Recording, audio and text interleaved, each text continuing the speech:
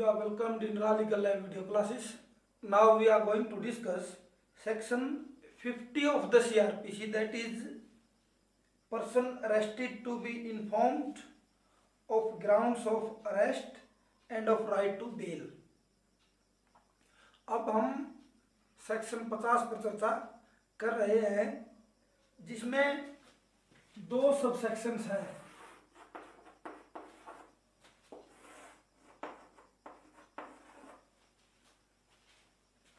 Person arrested to be informed of the grounds of bail, grounds of arrest and of the right of the bail. Subsection first is every police officer, हर एक police officer or other person arresting any person without warrant shall forthwith communicate. Shall, word shall is used, तो इसे हम कह सकते हैं कि this provision is a mandatory provision. ये प्रावधान जो है ये मैंडेटरी प्रावधान है। एवरी पुलिस ऑफिसर, हर एक पुलिस ऑफिसर या कोई दूसरा व्यक्ति और other person arresting any person without warrant, keep this thing in mind, without warrant shall forthwith communicate, forthwith मतलब तुरंत, कम्युनिकेट करेगा, बताएगा full particulars of the offense for which he is arrested, उस अपराध के बारे में वो तमाम बातें जिसके लिए उसको गिरफ्तार किया जा रहा है, और other grounds of such arrest, या उस अरेस्ट का आधार क्या है, क्यों उसको गिरफ्तार किया जा रहा है, वो गिरफ्तारी के सभी आधार पुलिस ऑफिसर या कोई भी दूसरा व्यक्ति जो बिना वारंट के किसी को गिरफ्तार कर रहा है वो बताएगा। और ये बताने का जो काम है ये मैंडेटरी है, ये जरूरी है, ये जो प्रोविजन है ये मैंडेटरी है। Subsection 2, where a police officer arrests without warrant any person other than a person accused of a non-bailable offense, other than an accused of a non-bailable offense, उस अपराधी के अलावा जो नॉन बेलेबल ऑफेंस में शामिल नहीं है, he shall inform the person arrested that he is entitled to be released on bail and that he may arrange for sureties on his behalf. ये कहता है कि पुलिस ऑफिसर जब किसी दूसरे व्यक्ति को अरेस्ट करेगा तो वो उसे बताएगा कि आपका जो ऑफेंस है वो नॉन बेलेबल नहीं है और आपको इस मामले में बेल पर जमानत लेकर छोड़ा जा सकता है और आप अपने श्योरिटीज का, जमानतियों का इंतजाम करें, ऐसी इंफॉर्मेशन देगा। सबसेक्शन 2 इज आल्सो है मैंडेटरी प्रोविजन, ये भी मैंडेटरी है, keep this thing in mind. Now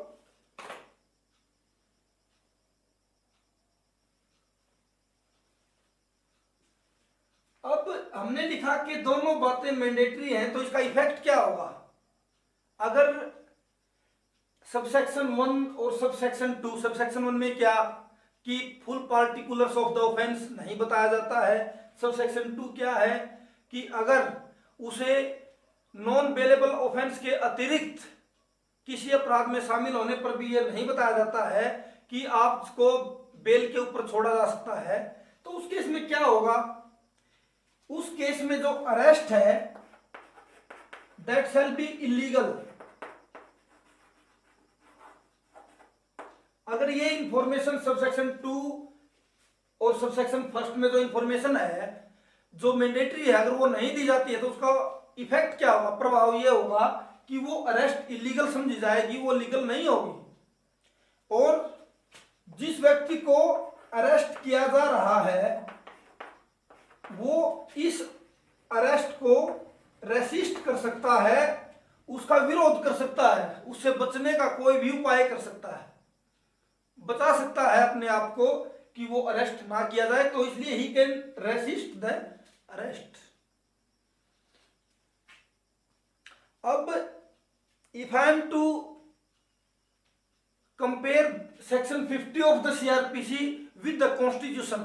तो देखिए ऐसा नहीं है, ये जो सेक्शन 50 है this is a constitutional mandate, संविधान के एक प्रावधान को पूरा करने के लिए है। तो संविधान में ये बात कहाँ लिखी है, वो आर्टिकल 22 क्लॉज 1।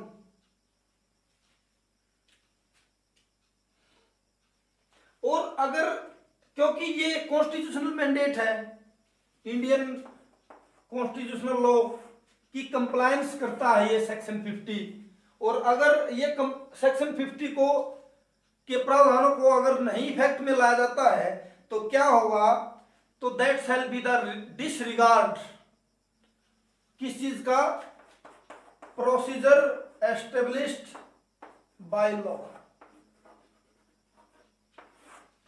संविधान में जो प्रोसीजर एस्टेब्लिश्ड बाय लॉ है उसका डिसरिगार्ड होगा अगर आप इसे फुल्ली अप्लाई नहीं कर रहे हैं तो। खैर देखिए, अगर किसी मामले में बात उठती है कि साहब एक तरफ से जो अरेस्ट हुआ वो कह रहा है कि यहाँ सेक्शन 50 के प्रावधानों को अप्लाई नहीं किया गया या हमें नहीं बताया गया राइट ऑफ बेल और ग्राउंड्स ऑफ अरेस्ट, तो अगर इस तरह की कहीं कोई बात आती है, कोई मामला उठता है, तो in that case the burden of proof वो किसके ऊपर होगा, that shall be upon the prosecution. Prosecution को यह सिद्ध करना होगा कि नहीं साहब हमने सेक्शन 50 के प्रावधानों को अप्लाई किया है, लागू किया है। तो in this way the burden of proof shall lie upon the prosecution. हम लिखते रहे हैं burden of proof on prosecution.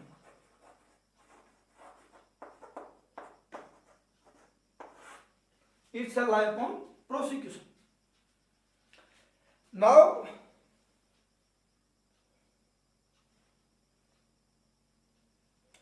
अगर इस मामले में अरेस्ट के किसी केस में एक रिट अप्लाई होती है, habeas corpus,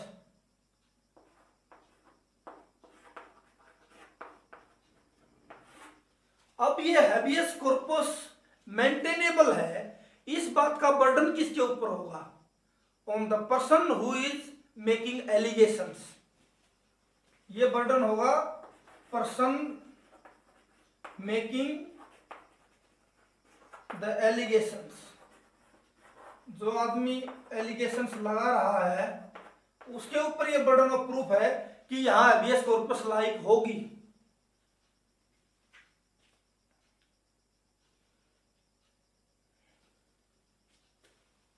Now we are going to discuss a case law. तो केस लॉ क्या है,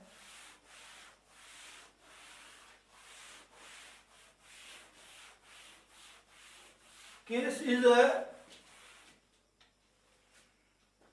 राजेंद्र कुमार वर्सेस